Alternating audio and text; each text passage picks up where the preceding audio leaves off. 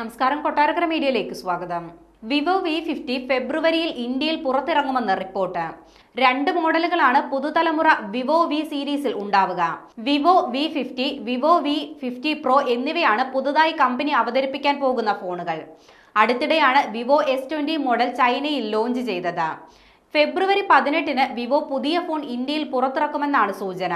V50 Pro ഈ വർഷം അവസാനം ലോഞ്ച് ചെയ്യാനാണ് സാധ്യത. 4 കളർ ഓപ്ഷനുകളിലാണ് സ്മാർട്ട് ഫോൺ ലഭ്യമായേക്കുക. നീല, ആഷ്, റോസ്, ചുവപ്പ് എന്നിവയാണ് ആ കളർ ഓപ്ഷനുകൾ.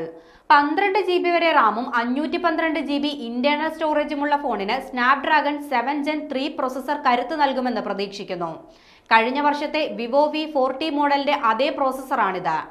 120 Hz റിഫ്രഷ് റേറ്റും 1.5K റെസൊല്യൂഷനുമുള്ള 6.67 ഇഞ്ച് അമോലെഡ് ഡിസ്പ്ലേയുമായി ഫോൺ വിപണിയിലെത്താനാണ് സാധ്യത.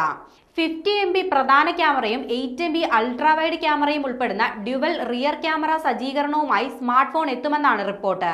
90 വാട്ട്സ് ഫാസ്റ്റ് ചാർജിങ്ങിനെ പിന്തുണയ്ക്കുന്ന 6000 mAh ബാറ്ററി ഇതിൽ ഉണ്ടായിരിക്കുമെന്ന് പ്രതീക്ഷിക്കുന്നു.